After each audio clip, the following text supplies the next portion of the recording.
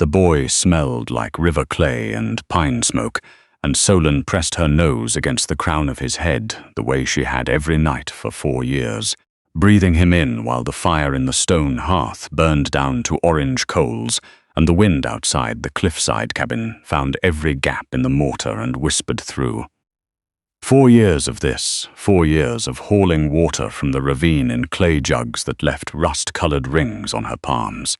4 years since the Dunmere pack had walked her to the eastern ridge, 2 elders on either side and Beta Oswin behind her with his hand between her shoulder blades like she might bolt, which she had considered, and cut her pack bond with a ceremonial blade across the inside of her right wrist and told her to keep walking until the forest took her. She had been 21, 7 months pregnant. The scar on her wrist had healed pale and raised. It ached when the temperature dropped, which in the highlands meant it ached most of the year. The cabin had belonged to a woodcutter who died the previous winter. She found it by following the smell of old ash and abandoned things. The door had been left open. A family of raccoons had nested in the mattress, and the root cellar held a dozen jars of preserved fruit so old the lids had swollen. She pried them open with a flat stone and ate plums with her fingers in the dark, crying so hard she could taste the salt in everything. That was the first food she gave her unborn son. Now Idris was 4, nearly 5. He slept with his hands open, palms up, like he was waiting to catch something falling from the sky. He had never shifted. She had known from the first week that he wasn't an ordinary child, when he began identifying things by smell before he could see them clearly, when he tracked a rabbit across frozen ground at 2 years old by following his nose with the focused patience of a wolf 3 times his size. His eyes were the problem, not the dark grey of her own, not the muddy brown common to Dunmere wolves. His eyes were the colour of deep water just before dawn, a shade of green so pale it looked silver in certain light, with a ring of amber around the iris that she had seen once before and spent 4 years trying not to think about. The morning came in cold. Solen untangled herself from Idris and stepped onto the stone floor, her feet knowing every uneven edge, every cold spot, every place the boards shifted under her weight. She had mapped this cabin the way a reader memorizes a book by having read it too many times, not by intention but by repetition, by consequence. She pulled on her boots and pushed through the door. The ravine was a 1/4 mile down the slope, a steep descent she could navigate in the dark, which she often did. The path she had worn into the mountain over 4 years was hers in a way nothing else in the world was hers, a groove in the earth made entirely of her own persistence. The pines here were enormous.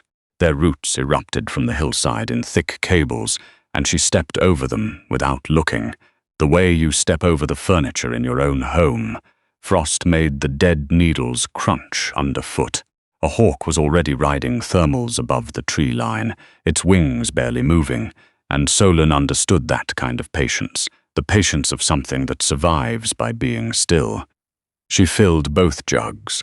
The water was cold enough to make her bones ache. She watched her reflection come apart in the current and put it back together, and she noticed, not for the first time, that she looked like someone who had forgotten to take care of herself for a long while. Her cheekbones sat too close to the surface. Her black hair was braided back in the loose, practical style she maintained not from vanity, but from the basic economy of not wanting it in her face while she worked. She was 25. She felt considerably older. The walk back was uphill, and her arms burned by the time she crested the slope. Idris was already awake, standing in the doorway in his sleep clothes, his pale green eyes scanning the tree line the way he always did in the mornings, slow and deliberate, like he was counting something. "Mum," he said. She set the jugs down. "Different how?" He tilted his head. He did this when he was separating scents, a habit she had stopped being unsettled by somewhere around his 2nd birthday. "Metal," he said, "like when lightning hits a rock. And something else, something heavy, like a lot of wolves." Solen went still. "Go inside," she said. Her voice was the same as always. She had practiced making her voice the same as always, the way she had practiced setting snares and reading the weather by the color of the eastern clouds, because necessity is the only teacher that never lets you fail twice. But, Mum, inside, Idris, lock the shutter on the east window. He went. She climbed the granite outcropping behind the cabin, staying low, her body flat against the cold stone. From the top she could see the lower valley, and what she saw dropped through her stomach like a weight through water. Soldiers. 60, maybe more, moving in two formations through the meadow below. Their cloaks were the color of deep water, marked at the shoulder with a sigil she recognized even at this distance. A crowned wolf with its head turned back, looking over its own shoulder. The Varek territory, the ruling pack of 5 provinces, the pack whose alpha lord was spoken of in every settlement from the lowlands to the northern coast in the specific careful tone people used for things they were afraid of. They were not looking for her. She understood this the way she understood weather, the ache in her scar before the logic caught up. 60 soldiers didn't hunt a banished Omega with no pack bond and no political relevance. They were moving through the highlands on their own errand, following a trail that happened to pass within a mile of where her son was standing in the kitchen eating dried apple. A mile was nothing to a wolf's nose. She went back down the rock faster than was safe. "We're going," she told Idris. He was already dressed. He had already pulled on his boots. "The long walk?" he asked. She had taught him this. She was not proud of it, teaching a 4-year-old that there was a category of walk that meant things were serious. That meant take the small bag from under the floorboard and don't ask questions until we're moving. But the highland had been a thorough teacher, and she had learned its lessons well enough to pass them on. The long walk, she confirmed. They moved north and west, away from the valley, following the deer trails that ran along the ridge spines where the wind dispersed scent faster. She carried Idris when the terrain steepened, his legs wrapped around her waist, his chin on her shoulder, his breathing steady and calm in the specific way of children who trust absolutely. They walked for 2 hours. The sun climbed, the frost pulled back from the stones. The soldiers scent metal and campfire ash and something underlaid with the particular charge of a large group of wolves moving with purpose faded behind them. Then Idris went rigid in her arms. "Someone's there," he whispered. 3 figures stepped out of the tree line ahead, then 2 more from the left. They wore the same dark cloaks as the soldiers in the valley, but lighter, with less armor. Scouts, they moved with the fluid, over-coordinated ease of people whose wolves lived close to the surface. The one in front was a man with a shaved head and a burn scar across the lower half of his face that pulled his mouth into a permanent expression of mild surprise. He looked at Solen the way you look at something unexpected in a place where unexpected things don't usually appear. "Lost?" he said. "Passing through," Solen said. "We don't want trouble. Nobody does," he said. He took a step closer and his nostrils flared. "Omega, no pack bond." He looked at Idris, sitting on Solen's hip with his pale eyes fixed on the man with an expression that was not fear, not quite. The scout went still. He turned his head slowly toward the woman beside him without taking his eyes off Idris. "Petra," he said. "Come look at this." The woman named Petra came forward. She had the heavy stillness of someone who had spent a long time in dangerous situations and learned to move carefully within them. She looked at Idris. She looked at his eyes. The color left her face. "Garrett," she said quietly. "Those eyes, I see them." They both looked at Solen, and the mild curiosity in the burned man's face had been replaced by something more dangerous, more alert. The expression of someone who has just recognized that the thing in front of them is significant in a way they don't yet fully understand. "You need to come with us," Petra said. "No," Solen said. "That's not a request. My son is tired and cold and hasn't eaten since dawn. Whatever your business is in these mountains, we're not part of it." Petra and Garrett exchanged a look, the silent language of people who have served together through enough difficult situations to communicate in half-seconds. Then Petra looked back at Solen with something in her expression that was almost careful. "You're part of it now," she said. "Whether you know it or not. "We're taking you to the Lord Commander." The words hit Solen somewhere behind her sternum, not in her throat or her stomach, but deeper, in the place where the bond had once been. Before they cut it out of her, the Lord Commander of the Varek territory, the Alpha Lord, the man whose soldiers moved through 5 provinces in his name, the man whose eyes her son had inherited. She had been 21. He had been passing through Dunmere for a summit meeting that lasted 3 days. She'd been assigned to the servant staff, which meant invisible, which meant she moved through the pack house like furniture, seen only when something was needed. He had found her in the library corridor on the 2nd night. She had been returning a lamp. He had turned a corner and stopped, and the space between them had done something she had no language for, a pressure, a tuning, like 2 strings on an instrument finding the same frequency. He had not touched her. He had said only, "What pack are you?" She had been too young and too conditioned to submission to answer with anything other than the truth. Dunmere, lowest rank. He had looked at her for a long time. His eyes were the pale green of deep water, that unusual amber ring around the iris. He had said her name, which she had not told him, which meant he had somehow already known it. Then the summit ended. He left the next morning. She had told herself it meant nothing. She had told herself the warmth in her chest was anxiety, was awe, was the natural response of a low-ranked wolf to the proximity of something much more powerful. She had told herself this for 5 months, right up until the moment the Dunmere elders called her into the main hall, and the pack healer confirmed what Solen already knew.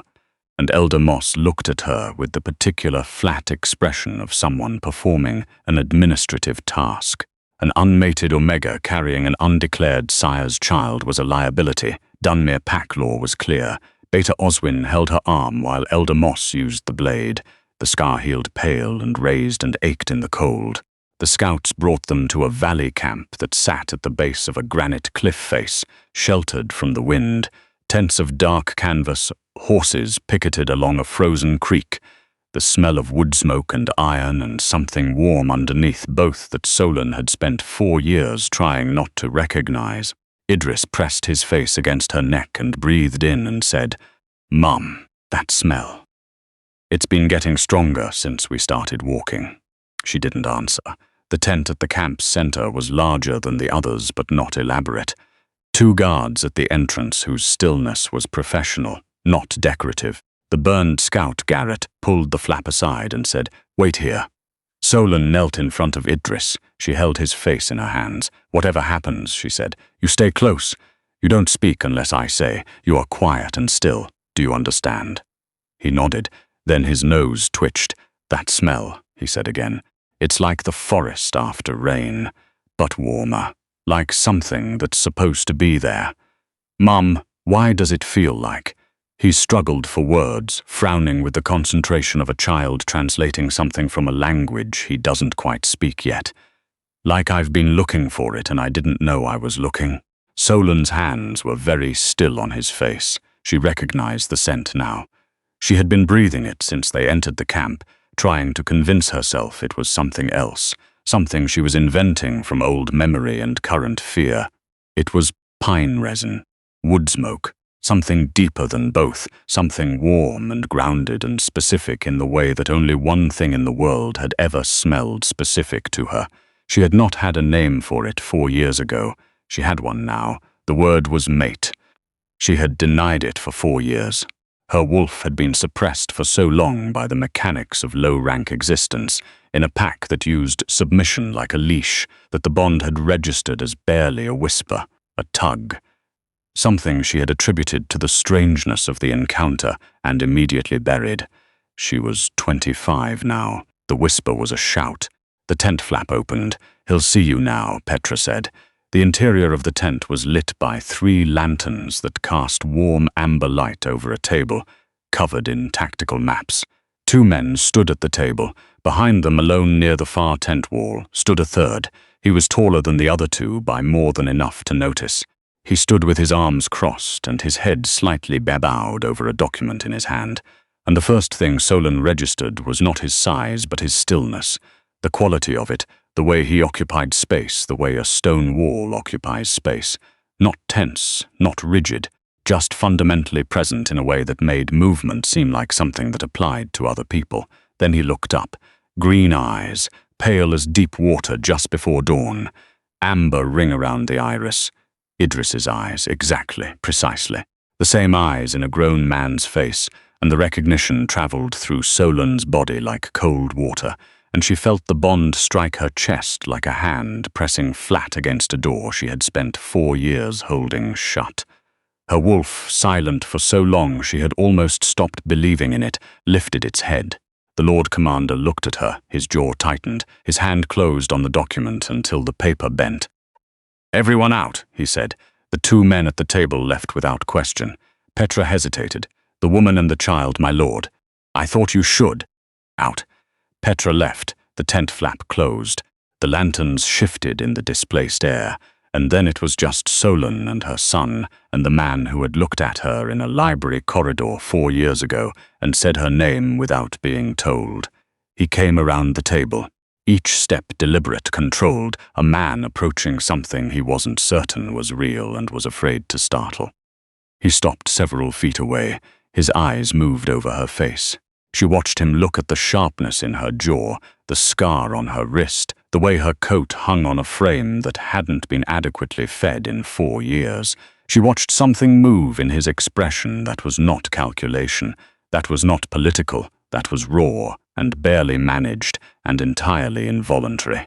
Then his gaze dropped to Idris. Idris had stopped fidgeting. He was looking up at the Lord Commander with the expression of a child encountering something he has always intuited, but never seen, not awe exactly, not fear, but the quiet, specific recognition of a thing finally matching the shape of the space it was always supposed to fill. The Lord Commander looked at the boy's eyes for a long time. "How old?" he said. It wasn't a question. 4 years and 9 months, Solen said. She watched him do the mathematics. Watched the understanding move across his face like weather crossing open ground. His jaw worked. His hands, large and scarred across the knuckles in the way of someone who has been in real fights, closed into fists at his sides. "Dunmere," he said. "The summit." "The library corridor." "Yes." He swallowed. He was a large man. She had not expected to watch a man like this swallow, like there was something lodged in his throat that he could not get past. "You smelled like..." He stopped. "Started again. Rain on slate before anyone else is awake. That was what you smelled like." Solen's eyes burned. She had not cried since the night Idris was born, alone in a woodcutter's abandoned cabin, biting down on a strip of leather, while her body did the most difficult thing it had ever been asked to do without anyone present to witness it. She was not going to cry now. "Why didn't you come back?" she said. Her voice was even. The sound he made was not a word. It came from his chest, low. Something that came from the wolf, not the man, a sound of grief and rage tangled so tightly together she couldn't separate them. "I did come back," he said. "The next morning, you were gone. I searched every room in that pack house. They told me there was no Omega matching your description anywhere in Dunmere's staff. They lied," Solen said. "I know they lied." His voice dropped further. I could smell the lie. I had no proof and a war mobilizing on the western border and... He stopped. His eyes closed briefly. When they opened, they were worse than before, more exposed. I should have pushed harder. I knew something was wrong. I left anyway. "They banished me when I started showing," Solen said. "They cut my pack bond and walked me to the eastern ridge with nothing. I was 7 months pregnant." The sound he made this time moved through the tent like a pressure change. The lantern flames bent. A cup near the map table rattled once against the wood. "Who?" he said. His voice was very quiet. "Names. It doesn't matter now. It matters to me. Names. Elder Moss held the blade. Beta Oswin held me down." He turned away from her.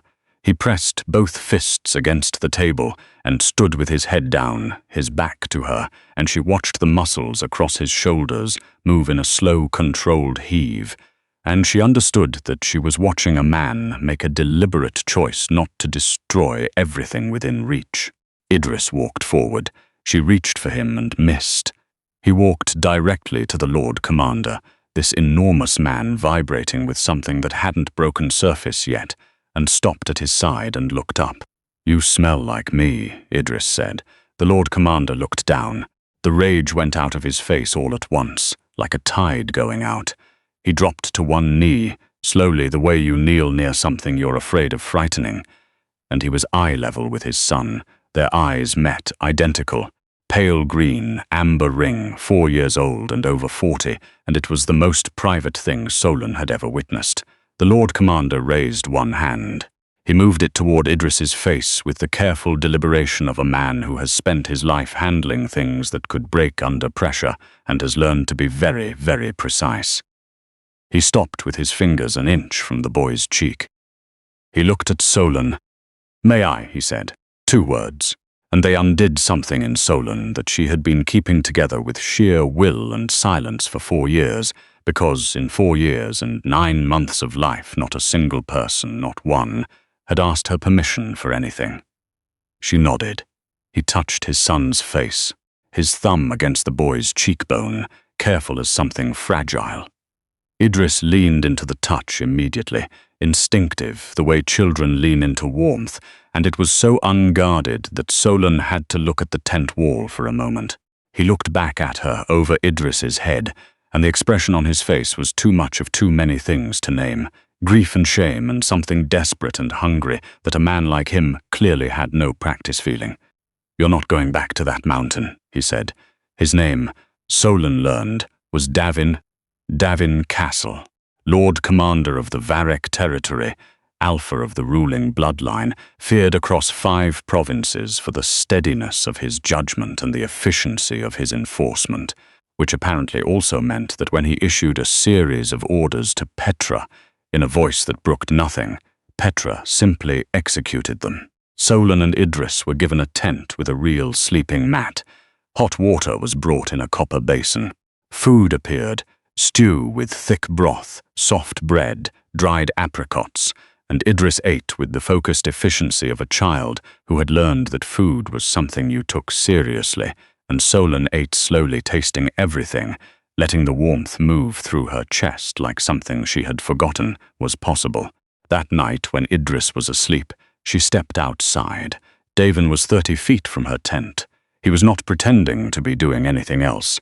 He was simply there, facing her direction, arms crossed. "You've been standing there for 2 hours, she said. "I stand where I choose." She walked toward him. The ground was cold through her new boots. She stopped within a few feet of him, and they regarded each other in the firelight. "You asked me something that night in the corridor," she said. "Before you left, you asked what pack I was from." I answered, "And then you said my name, and I never asked you how you knew it. I asked the staff roster before the summit," he said. I had felt something arriving. I didn't know what. I wanted to know who was in the building. He paused. "When I turned that corner and the bond hit me, I already knew your name. I just hadn't known which name went with the feeling." "That's not a satisfying answer." "No," he said, "it isn't." He looked at her for a long moment. "There are scars on you that weren't there before. Mountains leave marks. I want to know about every one of them." "Not tonight. When you're ready." She studied him in the firelight. The severity of his face, the way the shadows carved it into something that looked permanent. He was not handsome in the easy, finished way she had always associated with high-ranking wolves. He was handsome the way an old cliff is handsome, by scale, and by the evidence of enormous forces held in careful tension. "You don't know me," she said. "You knew me for one night in a library corridor 4 years ago. I've been knowing you since," he said. "Every day of looking and not finding. That's a kind of knowing, that's absence, that's not the same." "Then let me know you now. Tell me about the mountain, about your son, about what 4 years alone looks like from the inside." She was quiet. The fire cracked beside them, sending a slow spiral of sparks into the dark. "I talked to a hawk," she said finally. "It visits the cabin most mornings. I've been talking to it for 2 years. I give it a piece of whatever I've caught, and it sits on the fence post, and I tell it things I have nowhere else to put." She paused. "I told it I was angry, that I was afraid, that some days I couldn't remember what it had felt like to not carry everything alone. Davin didn't respond immediately. He looked at the fire. When he spoke, his voice was quieter, stripped of the command tone she had heard him use with everyone else. "I had a general once," he said, "old man, served under my father. He told me that the difference between a leader and a lord is whether the people below them would survive if you disappeared. He meant it as a lesson about building capable people." He paused. "I've been thinking about it differently for 4 years, whether the things I was responsible for would have survived my failures." He looked at her. "You survived. Your son survived.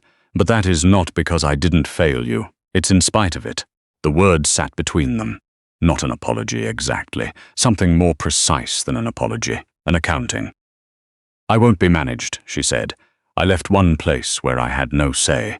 I will not walk into another. I'm not asking you to. You're the Lord Commander of 5 provinces. Everything in your orbit gets managed." He was quiet for long enough that she thought he wasn't going to answer. Then, "My mother was a cartographer. She mapped the Northern Territories for 15 years before she mated with my father. After they bonded, he asked her to stop. Not ordered. Asked. She agreed, because she loved him and because she thought love meant accommodation." He stopped. "She spent the next 20 years looking out windows," Solen said. "She spent the next 20 years becoming someone she didn't recognize." He turned his hand over, showing a scar across the palm, old and white and broad. "I watched it happen. I was 12 the first time she told me she missed the road. I was 22 when she told me she had stopped being able to picture the maps she used to draw." He looked at Solen. "I don't want a woman who has stopped being able to picture the thing she was before she knew me. Whatever you were on that mountain, I want the rest of it. The hawk, the snares, the talking to yourself in the dark, all of it." Solen looked at the stars. She had looked at these same stars from the granite outcropping behind the cabin for 4 years. They were the same stars. The ground under her feet was different ground. "Tomorrow," she said. "I'll decide tomorrow." "Tomorrow," he said, and the word in his mouth had a weight to it that she filed away and didn't examine too closely because she was still deciding. She went back to the tent.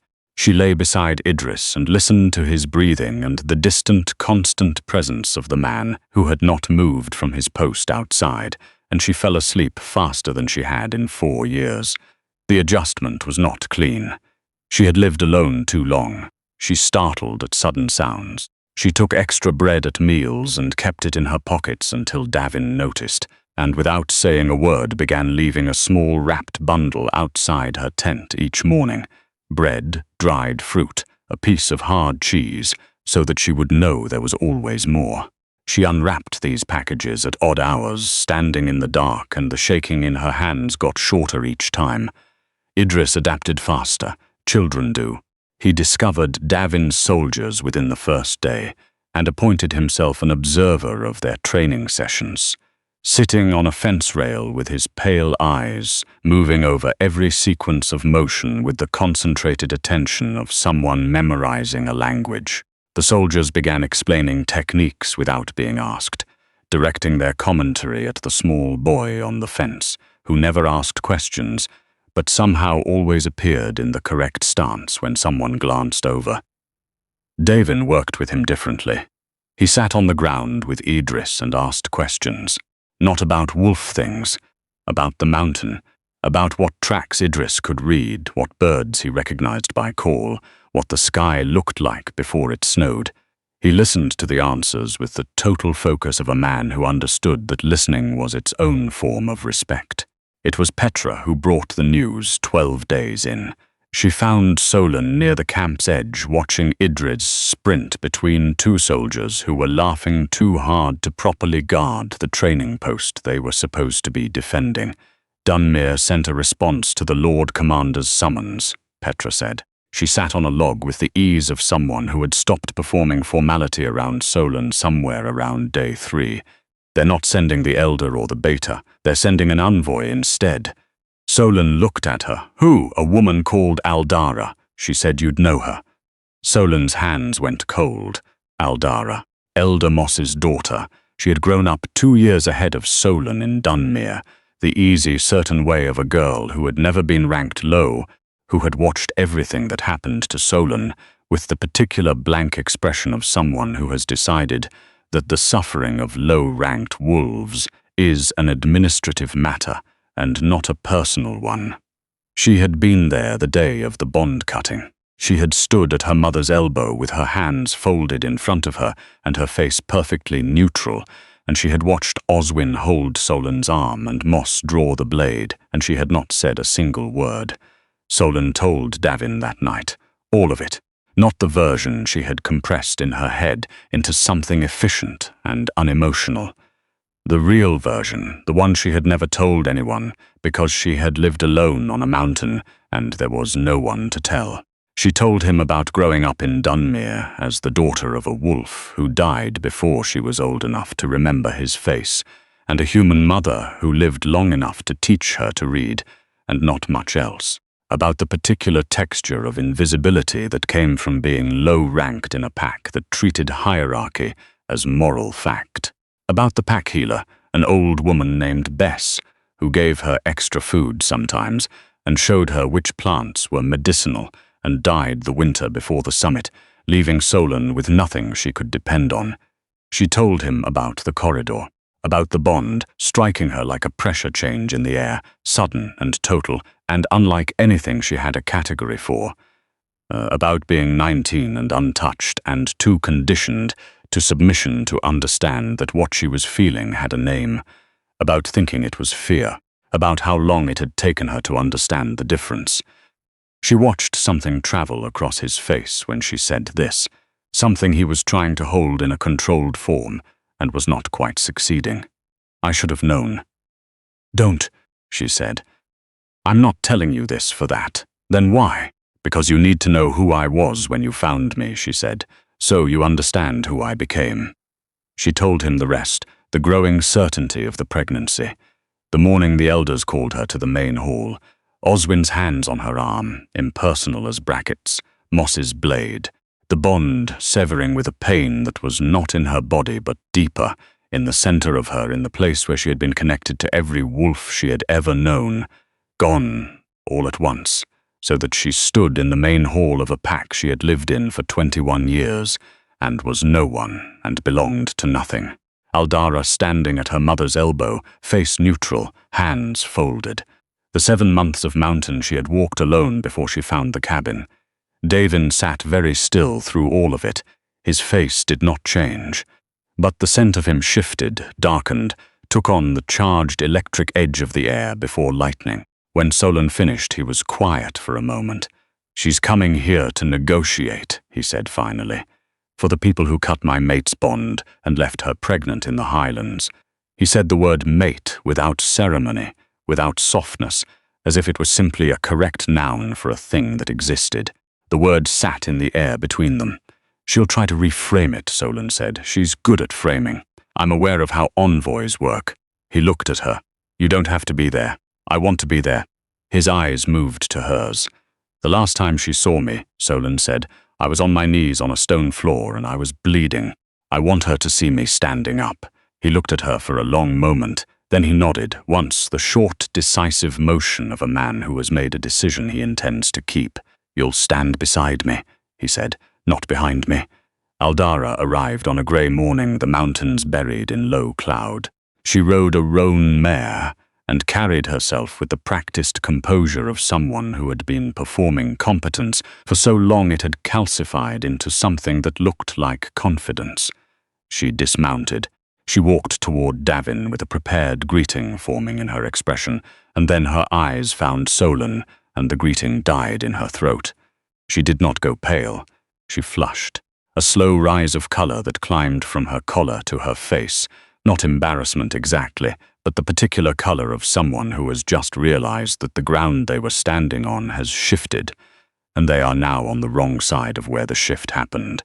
Solen, she said. Aldara, Solen said. Davin gave her no time to recalibrate. You're here to negotiate on behalf of Elder Moss and Beta Oswin, he said, for the individuals who cut my mate's bond and expelled her from Dunmere territory, 7 months pregnant. I'd like to hear your position. Aldara pulled her composure together with visible effort. The pack acted within established protocol, she said. An unmated omega carrying an unregistered sire. Pack law is clear on. Don't cite pack law to me, Davin said. The two words were entirely flat. Two stones dropped into still water. You are going to stand in front of me and cite pack law while the woman your mother mutilated is standing beside me, and her son, who has my eyes, is 20 feet away in a training yard. Aldara's composure cracked, not dramatically, a hairline fracture, a stillness that became slightly too still. We didn't know who the sire was, she said. She never told anyone. She never told anyone because who in Dunmere would have believed her? Solen said this quietly, the same way she said everything. Not for effect, just because it was accurate. You would have had her punished for the claim. Aldara looked at the ground. Then she did something Solen had not expected, something that didn't fit the figure who had stood at her mother's elbow with her hands folded and her face composed. Aldara's shoulders dropped. The envoy posture, the diplomatic stillness, all of it left her at once, and what was left was a woman who looked tired in a way that sat deeper than travel fatigue. "You're right," she said. No one would have believed her. She looked up. She looked at Solen directly. I've told myself for 4 years that I had no authority, that my mother's decisions were my mother's decisions, that I was a witness, not a participant. She paused. I've been telling myself that for 4 years, and it doesn't hold anymore. I was there. I said nothing.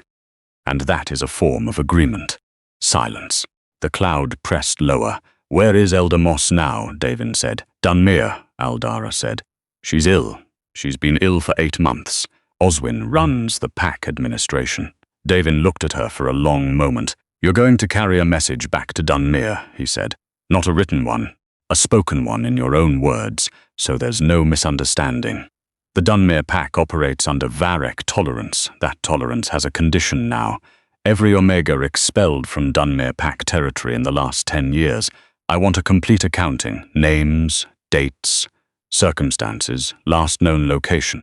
I want this document in my hands within 30 days. Aldara stared at him. You want me to compile a list of everyone your pack discarded?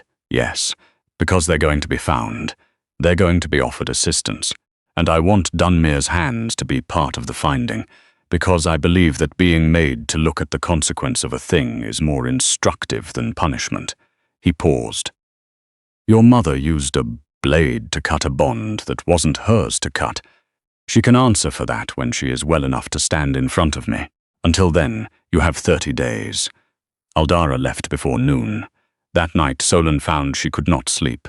She walked to the stream at the camp's far edge and sat on a flat rock and listened to the water and felt, for the first time in 4 years, the absence of fear. It was a strange sensation. She had built everything around fear. Fear was the engine. Fear kept the firewood stacked and the snares set and the emergency pack under the floorboard, and one part of her attention always on the door. Fear had been the architecture of her life for so long that without it she felt the shape of the structure, all the load-bearing walls, and didn't know what held things up now. Davin found her there. He sat beside her on the rock, leaving space between them, and they listened to the water. The campaign in the highlands is nearly finished, he said. The raiding pack from the northern ridge has been dispersed. We're heading back to Varek territory, 5 days' ride. She looked at the water. What happens there? She said. That's your question to answer. He was quiet for a moment. I spent 15 years building something stable enough that it doesn't need me standing in the center of it. I did that because I watched my father stand in the center of everything and crush whatever he was supposed to be holding.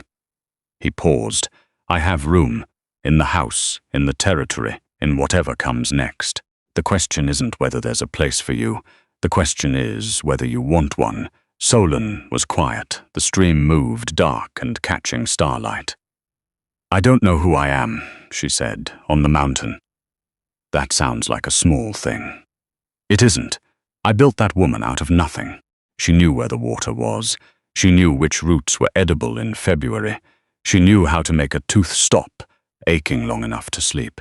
He was quiet. She's still you, he said. The water doesn't go anywhere. You'll know where it is wherever you go. That's a metaphor, Solen said. It's also true. He turned his palm up on the rock between them, an open hand, unhurried, not reaching.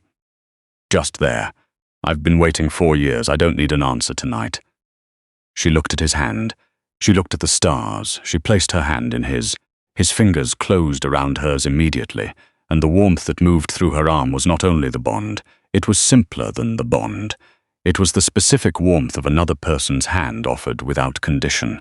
Take us with you, she said. When you leave, take us. Tomorrow, he said. Tomorrow, she confirmed.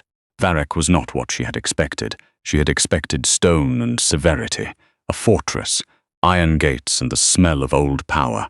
What the column crested the final rise to reveal was a valley that opened like a hand, farmland, orchards bare in late autumn but structured, cared for.